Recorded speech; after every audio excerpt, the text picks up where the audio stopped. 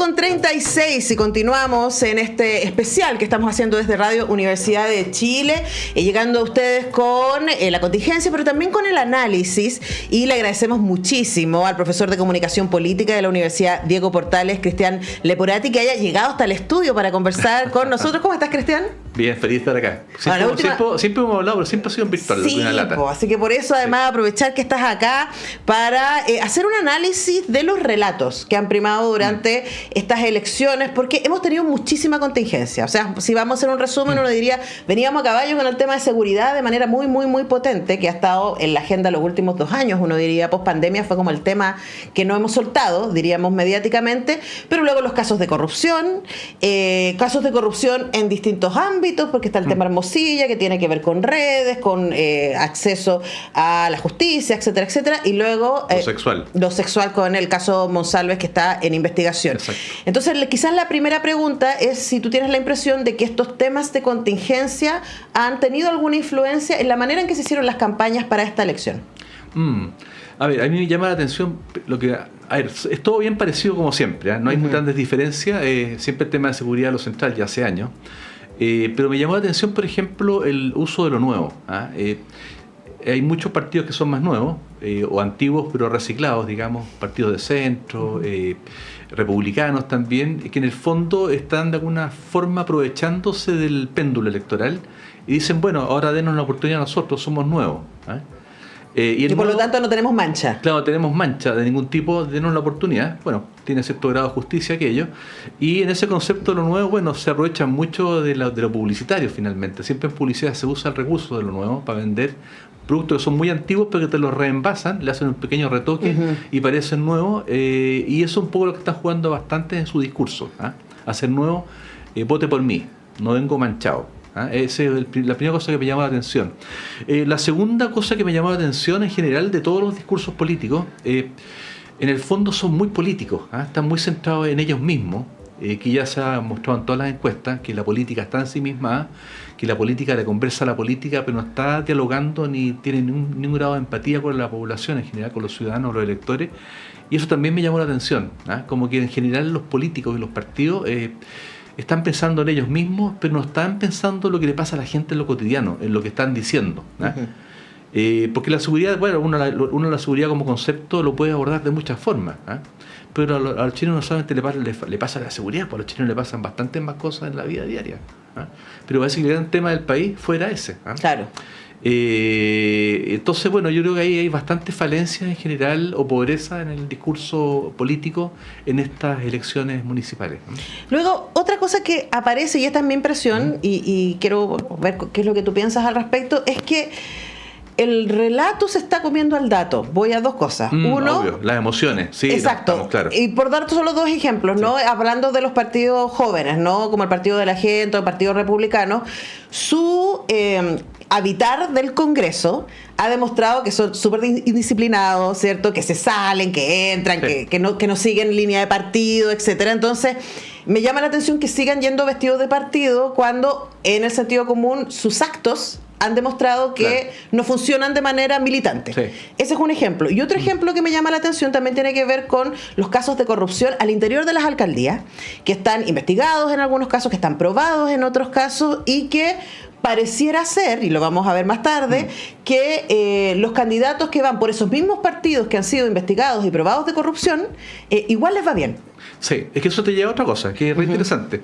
Cuando uno analiza los discursos políticos, por ejemplo, en los 60 en Chile, los 70, tú escuchabas a los líderes sindicales, escuchabas a la gente hablar en la calle, tenían una cultura política que hoy en día no hay. Había una cultura política de peso. Y también mundo, en la ciudadanía. En todo, o sea, de izquierda, derecha, de centro, lo que fuera, todos tenían una forma de decir, de entender el fenómeno político y un compromiso más bien político, no de consumo, en las cosas que se pensaban. En cambio, eso con el tiempo, bueno, se metió fuerte en el mundo, en Chile, el neoliberalismo como modelo de sociedad, y todo se transformó un poco en consumo, incluso la política, ¿ya? Y en esa línea de reflexión caemos en las contingencias en que las personas en verdad lo que les preocupa más es si les cae bien el candidato, si es bonito o es bonita, si es buena onda, si estuvo en algún matinal, si es conocido, si alguna vez participó por ahí en algún, no sé, un Gran Hermano, por ejemplo. De alguna forma la política adoptó el lenguaje del consumo, hace rato ya, también adoptó el lenguaje de la publicidad y del capitalismo un poco, que es el capitalismo, la venta misma, todo el tiempo venderse, y en esa línea no te debe extrañar que los electores, y particularmente esos 5 millones de electores, que son los que empezaron a votar obligatoriamente y que votan por primera vez en estas elecciones, esos 5 millones de electores son personas que se guían más por las sensaciones, por el momento, por la guata, por la emoción, que por la razón. Porque no son ideologizados, no tienen una cultura política y porque son hijos del consumo. Y el consumo es eso, el consumo es una lista de compra, es más bien la emoción, es más bien la compra impulsiva. Y en eso de la compra impulsiva en política es muy interesante esa reflexión porque en el fondo te lleva al impacto del caso Monsalve, del caso Cubillo y de ahí para atrás con Chadwick, Hermosilla y todo lo que ha pasado en los últimos, digamos, 3 meses, que muchas cosas han pasado en 3 meses. Es mucho, es una avalancha de eventos emocionales. Pero en ese contexto de emociones, lo que más te impacta a ti como ciudadano común y corriente es obviamente el tema del abuso sexual. ¿Por qué? Porque cuando tú habláis de cohecho, habláis de corrupción, está bien, pero lo ves como lejano. Pero cuando tú ves que a alguien la violan, a una mujer, pucha, es tu casa, es algo muy local, es muy... para la gente es mucho más fuerte. Entonces este gobierno tuvo la mala suerte que justamente a 2 semanas de las elecciones saltó este caso, que cuando te digo por un tema de otredad, de empatía con la gente, es mucho más impactante un caso de violación o de abuso sexual que un cohecho. Y quizás también, Cristian, podría tener que ver con qué pienso, cuando hablamos de cohecho, de corrupción de las altas esferas, no todo el caso Hermosilla, uno más o menos dice, bueno, pero es esperable. Es lo de siempre, de esta más gente, de lo mismo. ¿cierto? Son todos así. Y luego lo que vemos que pasa con el caso Monsalve, también hay una posibilidad más de empatía porque, según la denuncia, todavía eso está en investigación, obvio, esta mujer fue violada por su jefe. Claro. Entonces, luego es fácil empatizar, especialmente las mujeres, con decir, bueno, ¿en cuántas situaciones he estado yo, cierto, en donde me he sentido abusada? pasada a llevar, ¿cierto? Lo que sea. Todas las mujeres que conoces tienen una historia obvio, al respecto. Obvio. Entonces, claro, y ahí aparece este otro elemento emocional que me parece muy importante que nos detengamos ahí respecto a eso. Pero luego, eso, ¿cómo cae en la urna? ¿Cómo cae en la manera en que yo voto? Cae fuerte. ¿Pero a quién castigo ahí? ¿Al gobierno? A ver, puedes hacer un voto castigo. Anulo todo. Todo. Ya. Puedes votar, si eres de izquierda, votar por el de derecha. Claro, puede pasar. Obvio, si la molestia es grande. O simplemente la traición. La traición, ¿te das cuenta? Sobre todo en particular por un gobierno que hay que decirlo. O sea, el gobierno del presidente Boric llegó al poder por una serie de actos simbólicos.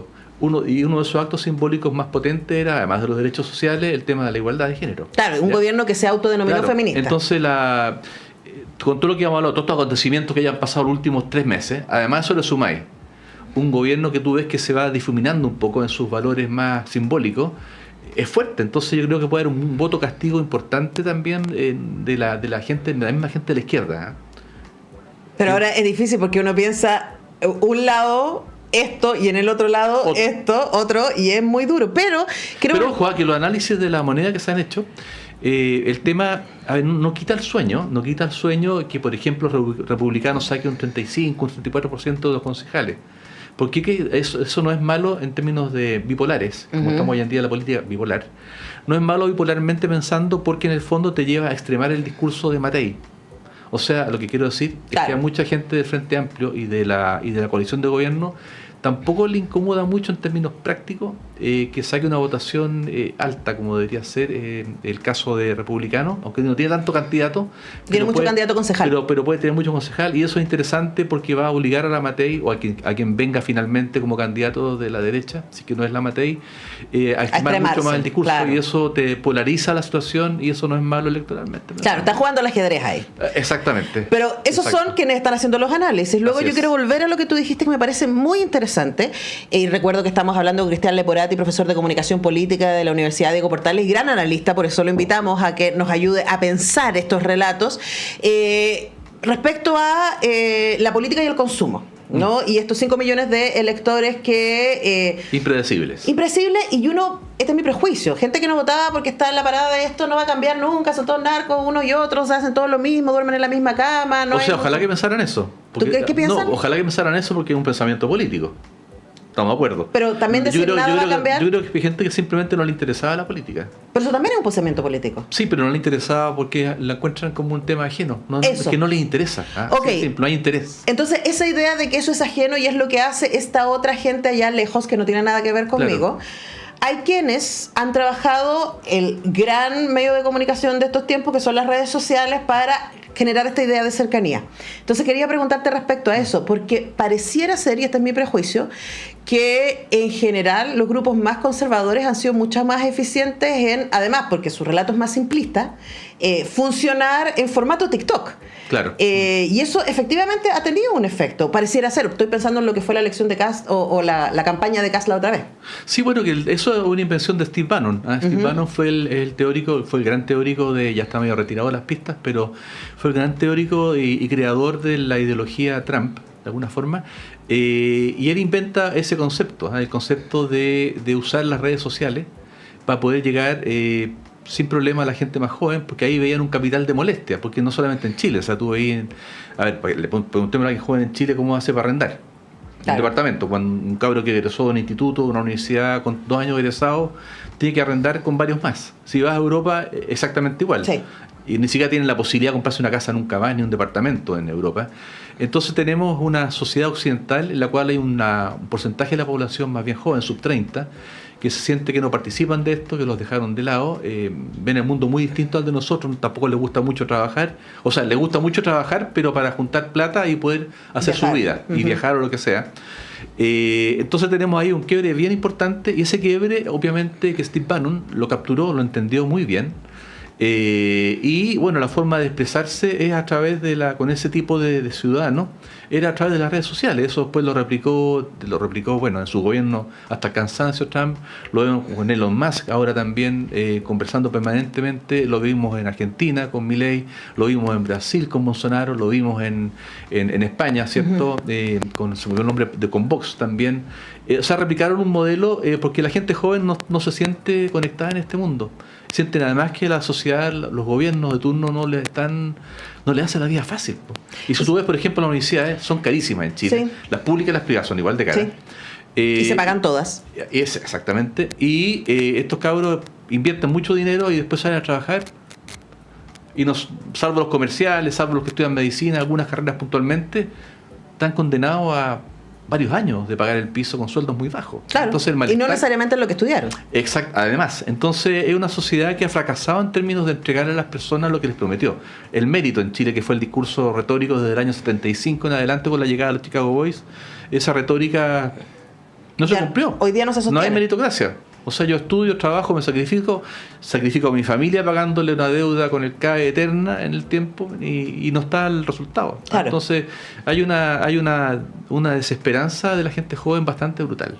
Y eso además se aprovecha por estos partidos de extrema derecha y a través de la retórica y el lenguaje de las redes sociales, que es pura emoción, que es pocas palabras, es puro eslogan, son eslogan básicamente. Claro, es que pensaba en la relación entre el discurso simplista, ¿no? Que es el discurso general de los grupos ultraconservadores, que es como, ya vamos a acabar con la delincuencia, vamos a sacar los militares a la calle, vamos a cortar la entrada de migrantes, vamos a cosas así como, que suenan como grandes eslogan, pero son en la práctica impracticables. Claro, pero que funcionan así y que funcionan bien el lenguaje electoral funciona. 1 minuto, 30 segundos de reel, etcétera, ¿no? Entonces mi pregunta es, claro, y quizás ahí me estoy respondiendo a mí misma, pero dame tu opinión, Cristian, este ejercicio de por qué los progresismos no hemos sido capaces de usar las mismas herramientas. Bueno, es por en el caso puntual de Chile, súper simple, por la dictadura. O sea, la tranca del progresismo es justamente no replicar modelos de la dictadura. Y como no hay todavía un recambio generacional profundo, todavía aquí hay una transición. Estamos viviendo como dos generaciones. A los jóvenes con los que van de retirada, pero los que están de retirada todavía siguen en el poder, tienen peso. Los Escalona, por ejemplo, en el Partido Socialista. Y no tienen buen peso muchas veces. Hacen cosas mal para los partidos, porque no les permiten avanzar a los más jóvenes, no les permiten tomar cargos de poder, no les permiten equivocarse para poder crecer como persona y como político. Yo creo que el Partido Comunista es muy buen ejemplo de eso. Muy buen ejemplo, te fijas, tienen rostros muy importantes, pero ahí siempre como que los contienen, ¿te das cuenta? Entonces, yo creo que ahí está el problema, ¿no? Antes, lo que estábamos hablando antes, aquí pasa lo mismo en la política, no le dan oportunidad a la gente más joven, y ahí se produce un quiebre generacional muy importante que te mantiene a la gente sin empatizar mucho con los partidos.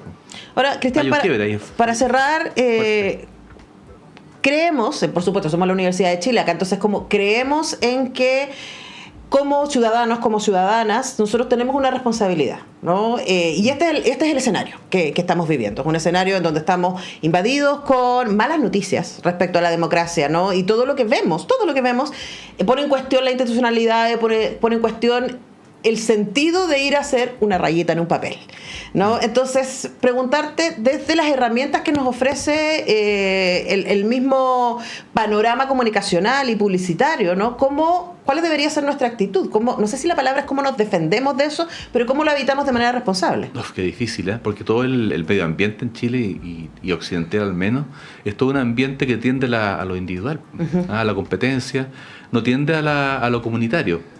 ¿Te das cuenta? Entonces es súper difícil en ese contexto tratar de defenderlo. Además, cuando tú ves, por ejemplo, partidos, o sea, el gobierno de Boric, que era un gobierno que prometía muchas cosas, finalmente también está cayendo en una política tradicional, con los mismos prejuicios y con los mismos hábitos. Y los mismos hábitos culturales. Es muy difícil, en el fondo, tu pregunta apunta más bien a lo cultural. Sí. O sea, como tú te sacudes culturalmente algo que es muy fuerte, y eso es muy difícil. O sea, yo creo que la única forma de hacer eso es en verdad que aparezca un líder muy fuerte, que Chile hasta ahora no lo tiene. Y también en la derecha. Por eso recurrimos a Bachelet una y otra vez. Y también en la derecha, o sea, también en la derecha, piensa quién estamos recurriendo. O sea, la derecha está recurriendo a Matei, a Matei. Es una señora que puede ser muy respetable, pero ya tiene 60 y tantos años. Viene de un padre quien fue. No, y además que tiene mucho esqueleto en el closet. Pero mucho. Entonces también la derecha tiene que hacer, yo creo que hace falta un recambio, pero para que haya un recambio tienen que haber líderes. Y Piñera no lo fue en la derecha. Piñera fue un líder en términos de tener logro electoral, pero no fue una persona con un contenido ideológico de fondo que le genera un cambio, un impacto a la derecha relevante, como lo fue Jaime Guzmán en su momento en la dictadura, te das cuenta, y posterior a eso. Eso no lo tiene la derecha y no lo tiene todavía, no aparece. Y en la izquierda tampoco, porque lo que tiene el presidente Boric tiene una cualidad maravillosa, que es esa calidez en el cara a cara, que tú lo enfrentas el carisma. El carisma, pero tú con carisma no haces cambios profundos en un país. De hecho, el carisma, creo yo, lo llevó a hacer esa conferencia de prensa 50 minutos que él pensó que podía sostener a puro carisma. No se sostiene. La política también es una técnica, ¿te das cuenta? Y insisto, conviven acá dos mundos, un mundo que se está yendo y un mundo que está llegando. Y en ese mundo que se está llegando hay mucha desilusión en muchas personas del progresismo, porque no generó los cambios que se esperaban, porque obviamente es una estructura muy fuerte, una lucha acá de los más jóvenes contra los más viejos, eso es finalmente una lucha generacional. Pero en eso yo no veo liderazgos potentes que todavía permitan en ambos sectores ese cambio ya cultural. No está pasando el cambio cultural. Y la única forma que puede hacer la gente para responderte a tu pregunta es fortalecer las redes, nomás los lazos. El territorio, la comunidad. Pero eso también es fome, pues, o sea, tú lo ves en términos de consumo, porque el consumo predomina en la política, como predomina en todo, esa lógica neoliberal, y el consumo va en contra de eso. El consumo básicamente es el individuo, es la persona, no el todo. Claro, pero ahí yo me quedo con esta idea, ¿no? De que quienes se sienten desilusionados por esto, estoy pensando en gente con mirada progresista, y por el 4 de septiembre del 2022, ¿cierto? Y por la manera en que se administró este gobierno, dicen, bueno, entonces suelto, y anulo, y de aquí para adelante nada. Pero eso también, en mi lectura, eso también es individualista. Claro. Entonces, ¡ay! Como para darle una vuelta. Es que ahí están los liderazgos. Que ahí está el Lago, uno puede tener muchas cosas en contra del Lago, pero el Lago en algún momento puso el dedo, puso el dedo y apuntó a la cámara, y eso fue liderazgo. Claro. Y cambió todo un contexto. Sí, en ese momento. Luego después otra historia. Pero bueno, ahí tienen algunas ideas para pensar. Hemos conversado con Cristian Leporati, profesor de Comunicación Política de la Universidad Diego Portales. Muchas gracias, Cristian, por venir. Muchas gracias. Un agrado siempre. A partir de las 13 horas, ahora vamos a una pausa, y a partir de las 13 horas Radio Análisis segunda edición. Además nos conectamos ya con la red de radios que piensan, junto con también Uchile TV, siempre transmitiendo por YouTube todo el día.